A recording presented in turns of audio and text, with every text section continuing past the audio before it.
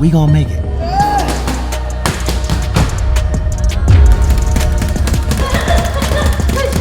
One, two, let's go. Hey.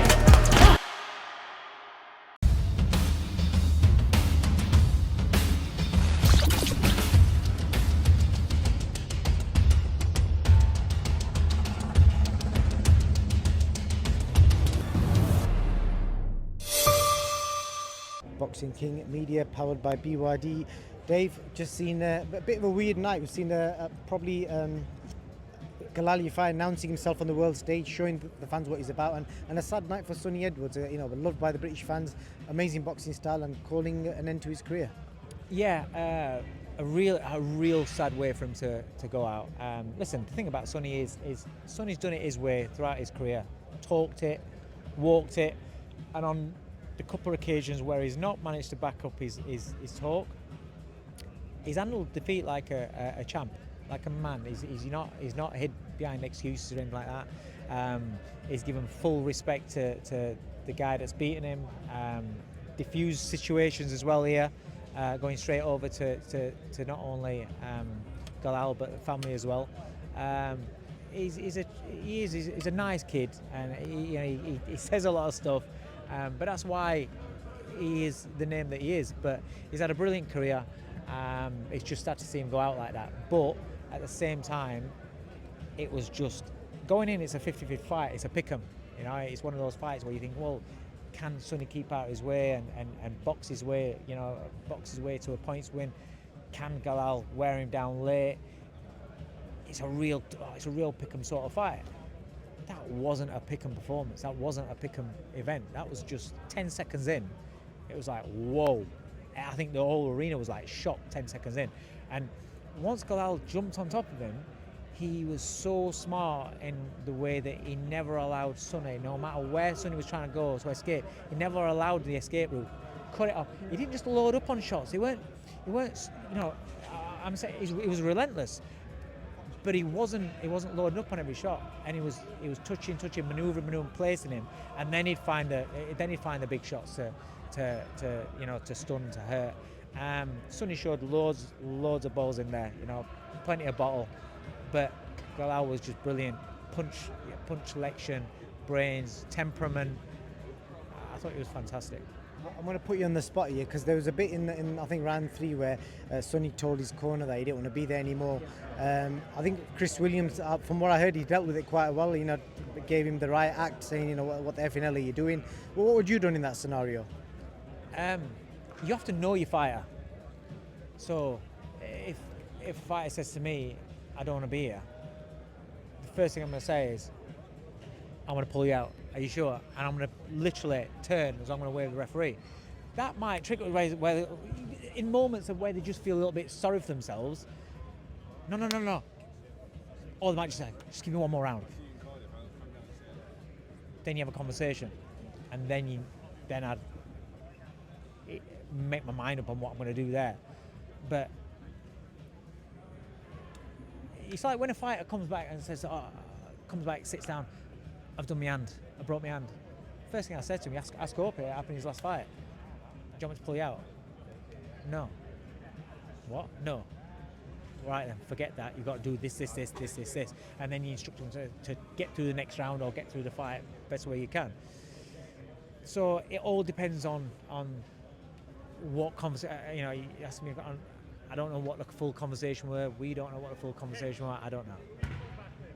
Fair play. What do you think is the right move for GALAL next? Should he be jumping into like the mentions of Bam Bam? No.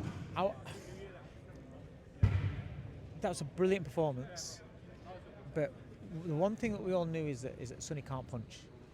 So you can be relentless, jump straight on top of him like that against somebody that's not really a puncher. Bam's a little bit different to Sonny, and he can punch. So I won't say a Bam. Depends who else has got titles in the division. Then I'm not saying he can't fight for a world title, but I won't go straight for one of the pound for pounders after 9 fights. Against somebody, once a fighter. I've just been told that Sonny was saying that win, lose or draw, this was going to be his last fight. So and then once the fighter knows that going in, and then has said in the fight, I don't want to be here, you're fighting a different beast than you would be against a BAM, or someone who's a determined world champion or top one or two fighters in there. But don't get me wrong, he's proven he's at that level, a level below BAM, I'd say, because that's a bit of a jump for 9 fights in, because you've got a lot more thinking to do, a lot more boxing to do in a fight with BAM than being able to just jump on him like that. Security are telling us to go. I'm going to quickly get a quick reaction from the Cameron VUONG scorecards. There was some talk online, people are saying it's a fight too early. What did you make of the matchmaking and also the scorecards? I understand why they're doing this, the matchmaking, but I'm quite vocal on this. For me, I can also say for me, for my fighters, if I see something that's got a bit of talent or got a lot of talent, a lot of potential, I want to develop that potential. And so they've got the knowledge. It's not that my worry's not they don't have to be beaten by someone that's better than them. So you might just not be ready in understanding of what to do in certain elements of the game. You might not be knowledgeable enough yet because you've not gone through experiences yet. And so their experience outdoes your talent, your ability, but I understand they want to create superstars. They need to create arena fillers.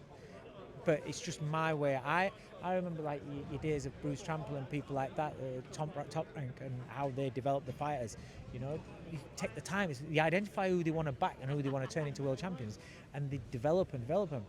Development is a big part of whether a fighter once he gets to the top, does he stay at the top? Because anyone can be manufactured into an opportunity quickly, but then when they get there, then they're in the real fights against seasoned fighters, seasoned veterans, top level fighters.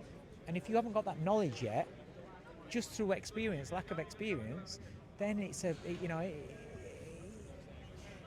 how do you lose? Does it affect your confidence going forward? With that, because Cam's a very confident kid. I don't know him enough, but he's a very, very confident kid, and that runs the risk of where it feels like he's getting hammered every round. I know he's won rounds, but in a fight where you feel like you're not being able to do anything that you do, and you're under pressure all that time, maybe that puts doubts going forward. Now, for me, it makes him a better fighter. He'll learn from that and he'll become a better fighter, win, lose or draw. I just don't believe that he should have got a win tonight. Is that Tony? Can't get used to him with that Tash. But the scorecards, were they right or wrong? No, I think Gavin Quinn won the fight. I think Quinn won the fight, and I thought he won it clearly. I don't feel that there was any need for any controversy. But yeah. And the thing is, when Cam's there, his head's still getting touched. They're scoring. Just because they're not power punchers doesn't mean that they're not scoring. Sonny Edwards can't punch, but he's been world champion. So that means that his light punchers have been winning titles. You don't have to be a big puncher to be winning a fight.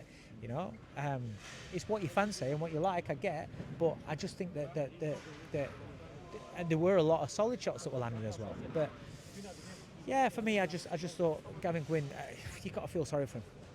Indeed. Dave, thank you for that in-depth breakdown. Appreciate it as always.